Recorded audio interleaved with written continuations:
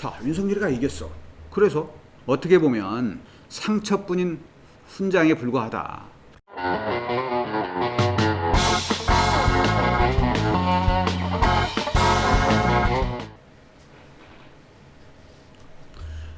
여러분 안녕하십니까? 2020년이 눈 깜짝할 사이에 흘러가 버렸습니다. 오늘이 벌써 마지막 날입니다. 경자년의 한 해가 굉장히 어수선하게 흘러가고 있습니다. 코로나로 세상이 시끄러웠는데 이 시끄러운 코로나 전국에 윤석열과 추미애, 여기에 조국까지 이 세 사람으로 인해서 또 한 번의 시끄러움이 더해졌습니다. 국민들 입장에서는 굉장히 피곤한 한 해가 될 수밖에 없었다. 저는 개인적으로 그런 생각이 듭니다. 도대체 2020년 동안 우리나라가 무엇을 했는지 기억에 남는 게 있으세요? 저는 특별히 기억에 남는 게 없습니다. 경제적으로 특별히 잘 된 게 없고, 경제적인 게 잘 안 됐으면 다른 거라도 잘 됐어야 되는데 다른 것도 역시 특별히 잘 된 게 없습니다. 오직 추미애와 윤석열과 조국과 정경심, 코로나 이런 것들만 뇌리에 남았습니다. 그 이야기를 하면서 생각하는 게 지난 22일이죠. 법무부에서 윤석열 검찰총장한테 정직 2개월의 징계 처분을 내렸습니다. 윤석열 총장이 바로 가처분을 법원에 신청을 했고요. 24일 날 법원에서 받아들였습니다. 일부 언론에서는 또 여러 유튜브에서 이렇게들 이야기합니다. 추미애가 3년패 당했다. 도대체 법무부 장관으로서 이제 영이 안 쓰게 됐다. 윤석열이가 완벽하게 승리를 거두었다. 그 말을 들으면서, 그런 걸 보면서 이런 생각이 들었습니다. 그래? 윤석열이가 과연 이겼을까? 뭘 보고 이겼다고 하는 걸까? 겉으로만 보면 윤석열이가 이긴 것처럼 보이긴 합니다. 이 징계금지 가처분에 관해서는 제가 지난번 방송에서 이거는 법원에서 받아들일 거다, 인용할 거다 라고 이야기를 했습니다. 제가 그렇게 이야기한 근거는 두 가지였습니다. 하나는 검찰총장 임기 7개월 남은 검찰총장의 직무를 2개월 동안 정지시키면 임기가 이제 5개월밖에 안 남게 됩니다. 법원 입장에서는 검찰총장직이 이렇게 징계를 당하게 되면 현존하고 급박한 위험이 있다고 볼 수밖에 없습니다. 또 하나는 현존하고 급박한 위험이 발생했는데 이걸 법원에서 받아들여주지 않으면 중대한 손해가 생길 수밖에 없다. 그러면 법원에서는 가처분 신청을 받아들일 것이다. 이렇게 판단을 했습니다. 그리고 그렇게 이야기를 했죠.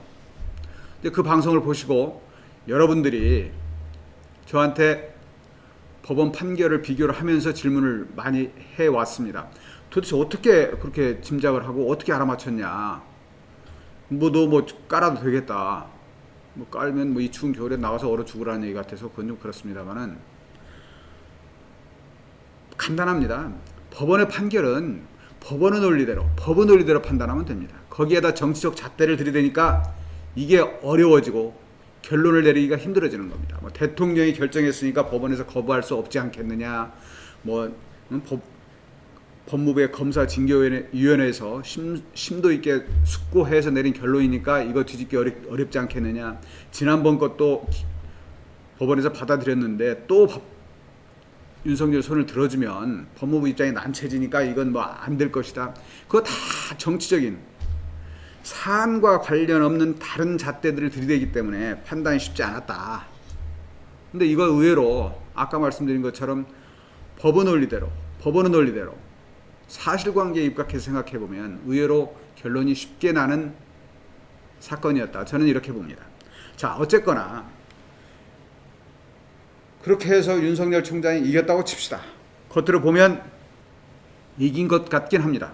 그런데 저는 이런 의문이 드는 거죠. 자, 윤석열이가 이겼어. 그래서 뭐가 달라졌는데? 윤석열이가 그럼 얻는 건 또 뭐야? 일부에서는 지지율 이야기하죠. 지난 28일 날 리얼미터 여론조사에서 차기 대권주자 선호도에서 윤석열이가 1위를 차지했습니다. 23.9%. 그때까지 부동의 1, 2위를 다투던 이낙연 이재명이는 18.2%로 공동 2위로 내려앉았습니다. 그러니까 사람들이 역시 윤석열 대단해, 강골김이 검사 헌법과 원칙에 따라서 수사하는 어쩌고 저쩌고 하면서 윤석열이 승리를 주장을 하는데, 여러분 가만히 한번 생각해 보세요. 이 지지율이라는 게 말입니다. 이거 신기루 같은 겁니다. 사막에서 배고프면 그리고 허기지고 목말랐을 때 나타나는 게 신기루입니다. 가서 보면 거기에 우물은 없습니다. 오아시스는 없는 거죠. 속는 겁니다. 저는 지지율이 그런 거라고 생각합니다. 당장 멀리 갈 것도 없습니다. 지난 총선 때까지 국민의힘, 그 전에 한나라당이었나요? 그 대표를 역임한 황교안의 예를 보면 알 수 있습니다. 지금 황교안 지지율이 어떻습니까? 그때만 해도 15% 20% 갔었죠. 지금 2% 3%도 안 나옵니다. 반기문은 또 어떻습니까? 화려하게 불꽃처럼 솟아올랐다가 연기처럼 사라졌습니다. 그래서 저는 지지율은 더 두고 봐야 되는 거고, 정치는 끊임없이 살아 움직이는 거기 때문에 아직은 알 수 없다는 거고요. 그러면 이거 해서 윤석열이 얻은 건 뭐 있을까요? 이거 있습니다. 임기까지, 내년 7월인 임기까지 무사히 끝낼 수 있게 됐다. 근데 그게 얻은 겁니까? 글쎄요. 뭐 얻은 거라고 볼 수도 있겠습니다만, 여러 가지로 생각해봐도 사실은 특별히 얻은 게 없다. 저는 그렇게 봅니다. 어떻게 보면 상처뿐인 훈장에 불과하다. 전쟁에 나갔습니다. 군인이 총탄에 온몸을 막 관통을 했어요. 온몸이 상처투성입니다. 겨우 훈장 하나 얻었습니다. 세월 가면 그 훈장은 녹습니다. 누구도 알아주지 않는 거지. 윤석열 총장은 추미애 장관하고 부딪혀서 결국 어떤 일을 겪었습니까? 채널A 사건부터 감찰 방해 사건, 수사지휘권이 3회나 발동이 됐습니다. 거기에다가 직무 배제 명령도 한번 당했었죠. 정직 2개월의 징계까지 받았습니다. 물론 법원의 판결에 의해서, 법원의 결정에 의해서 다 미뤄지긴 했습니다만, 어쨌건 1948년도에 대한민국이 건국한 이후에 이렇게 많은 징계, 이렇게 많은 수사지휘권이 발동된 것은 윤석열 검찰총장이 처음입니다. 여기에다가 어떻습니까? 탄핵 이야기 나옵니다. 저는 탄핵은 현실적으로 불가능하다고 봅니다. 물론 국회 최저구원 과반수가 찬성하면 탄핵이 가결될 수는 있습니다만, 그건 또 가능하겠죠. 왜? 현재 여당이, 민주당이 다수석을 차지하고 있으니까 가능은 할 겁니다. 그러나 헌법재판소에서 받아들여질 리가 없습니다. 왜? 탄핵할 명분이 없어. 뭘로 탄핵할 건데? 말 안 들어, 얘 말 안 들으니까 탄핵해야 돼? 이건 웃기는 거죠. 그래서 그건 안 된다고 보지만, 그러면 지금 민주당에서 검찰개혁 시즌2라고 하면서 검찰개혁을 철저히 하자 이러면서 검찰의 수사권을 아예 없애자 이렇게 나오고 있죠. 며칠 전에 검찰청을 폐지를 해버리자 이번 기회에, 그리고 공소청을 만들자 하는 법안이 발의가 됐습니다. 검경 수사권 조정하고 공수처가 독립하면서 검찰의 수사권을 6대 범죄로 제한을 했었죠. 뭐 경제범죄, 그 다음에 아주 강력한 범죄들, 뭐 이런 것들만 수사를 하도록 제한을 했는데, 이것마저 검찰이 주지 말자는 겁니다. 그리고 검찰은 순수하게 기소만 담당하게 하자. 이거는 지금 현재 여당이 다수석이기 때문에 얼마든지 법을 개정할 수가 있습니다. 검찰청법 폐지하자 하면 또 이게 화난 거예요. 국회에서 다수결로 결정하는데, 그 다수결이 민의와 맞지 않고 시대의 흐름과 동떨어져 있다고 치더라도 밀어붙이면, 우기면 이게 가능은 합니다. 자, 이렇게 된다고 보면 윤석열 총장 재임 기간에 자, 검경 수사권 조정에서 검찰의 입장이 제대로 반영되지 못했습니다. 결국은 밀렸어요. 국가경찰수사본부가 내년에 만들어집니다. 거기서 이제 거의 모든 사건들을 경찰이 가져가서 수사를 하게 됩니다. 여기서 밀렸죠. 공수처 설치도 막지 못했습니다.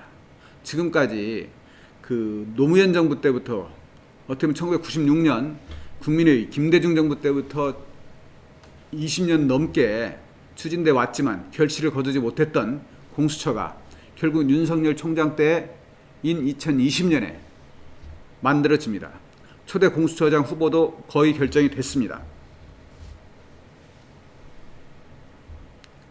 그럼 윤석열 총장이 재임 기간 동안에 검찰 개혁을 명분으로 해서 공수처 설치를 막아보겠다.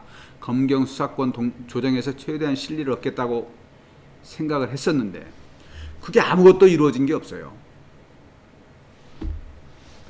여기에다가 만약에 여당에서 법을 개정해서 검찰청을 폐지하고 공수처를 만들어버리면 그러면 검찰이 설 자리가 없습니다. 이렇게 되면 검찰의 명운이 걸린 일들이 윤석열 검찰총장 때 모두 검찰의 패배로 귀결되는 상황이 됩니다. 자, 이래도 윤석열 총장이 이겼다고 볼 수 있습니까? 저는 이렇게 봅니다. 작은 싸움들은 이겼는데 큰 싸움에서는 졌다. 물론 작은 싸움에서 이겨서 강골 이미지를 가지게 됐고 현 정권의 폭압과 부정과 불의에 맞서 싸우는 검찰총장의 이미지를 구축하는 데 성공을 해서 대권 주자로서 반열에 오른 것까지는 성공이라고 볼 수도 있겠습니다만 검찰이라는 조직에서 보면 그리 성공한 것 같지는 않다. 저는 그렇게 봅니다. 자, 그러면 윤석열 총장 남은 임기 7개월 이거 어떻게 될까요? 저는 임기까지는 무사히 보장이 될 거라고 생각합니다. 추미애 장관이든 그 후에 누가 오든 간에 더 이상 윤석열 총장과 싸우려고는 안 할 겁니다. 그 대신 끊임없이 태클은 걸겠죠. 임기를 마치긴 하겠지만 이런 생각이 듭니다. 아하, 어쨌거나 검찰의 시대는 윤석열 총장을 마지막으로 해서 끝나고 있구나. 지난 과거에 권력기관의 역사를 돌이켜보면 60년대, 70년대, 80년대 초반까지는 중앙정보부, 안기부, 국정원의 시대였습니다. 그때는 중앙정보부가 거의 모든 걸 좌지우지했었죠. 80년대에 들어오면서 전두환이가 집권하고 나서 경찰의 시대가 시작됐습니다. 그게 한 90년대 초중반까지 갔었죠. 그 이후에 검찰의 시대가 시작이 됩니다. 범죄와 전쟁을 치르고 여러 가지 일들을 겪고 상대적으로 국정원이 약해지고 경찰이 약해지면서 검찰이 무소불위의 권한을 휘두르게 됐습니다. 그게 한 20여 년 됐죠. 이제 이런 검찰의 시대가 끝나고 있구나, 끝나는구나. 저는 이렇게 느꼈습니다. 어떻게 변하든 분명한 것은 앞으로 검찰이 지금까지와 같은 힘과 명성과 크나큰 권한을 가지고 있기는 어려울 것이다. 이미 그 시대가 지고 있다. 이런 생각이 들었습니다. 윤석열 총장 또한 임기를 무사히 마치긴 하겠지만 가는 길이 그리 쉽지는 않겠구나. 이런 생각도 들었습니다. 여러분은 어떻게 보십니까? 고맙습니다. 새해 복 많이 받으십시오.